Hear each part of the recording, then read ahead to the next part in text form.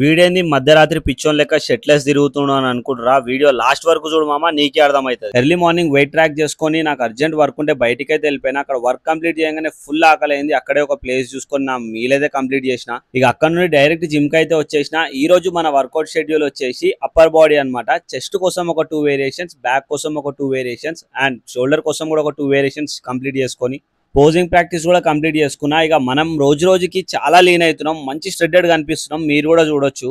ఇక work out posing complete కాగానే ఇంటికి వెళ్ళిపోతా అనుకుర్రా. మెయిన్ టాస్క్ అప్పుడే షురు అయింది. స్టెప్ కౌంట్ కంప్లీట్ చేయాలి కదా. స్టెప్ కౌంట్ కంప్లీట్ చేసుకొని ఇంటికి అయితే వచ్చేసిన. ఇక క్యాలరీ డెఫిసిట్ లో ఉన్నాం, వర్కౌటే అయితే లేదంటే ఈ 2 గంటలు వాక్ చేయాలంటే అసలు నరకం కనిపిస్తుంది. కానీ ఎనీహౌ మన గోల్ చాలా పెద్దగా ఉంది కాబట్టి వాక్ కాదు కదా, ఇంకేమున్నా కూడా చేసేస్తాను నేను. ఇక ఇంటికి వచ్చిన థర్డ్ మీల్ కూడా కంప్లీట్ చేసుకున్నా, చిన్న అట్లా మూవీ చూసుకుంటా. ఇక ఈ రోజు నైట్ వేరే వర్క్ ఉండడం వల్ల నేను వాక్ అయితే కంప్లీట్ చేయలేకపోయినా. ఇక కంప్లీట్ చేయలే కదా అట్లనే వండుకుంటా అని అనుకున్నారా. అట్లా వండుకుంటే నాకు మీకు డిఫరెన్స్ ఏముంది? మనం అనుకున్న గోల్ ని రీచ్ అవ్వాలంటే ప్రతి ఒక్కటి ఆన్ పాయింట్ ఉండాలి. Diet, sleep, workout, step count తో సహా ఒక్క రోజు కూడా మిస్ కాకుండా చేయాలి. ఎవ్వరు చూస్తలేరని చెప్పి నేను ఈ రోజు 1 అవర్ వాక్ చేసి పడుకోవచ్చు, కానీ నేను డైలీ 2 అవర్స్ కంటే ఎక్కువ వాక్ చేస్తా. సో నా 2 అవర్స్ కంప్లీట్ కాలేదు. అందుకే నేను నైట్ టెర్రస్ మీదకి వెళ్ళి ఇంకా 1 అవర్ కంప్లీట్ చేసిన తర్వాతనే పడుకున్నా. ఇక ఇవాళకింతే మళ్ళీ రేపటి వీడియోలో కలుద్దాం. ఫాలో కొట్టేటైతే మర్చిపోకు మామ.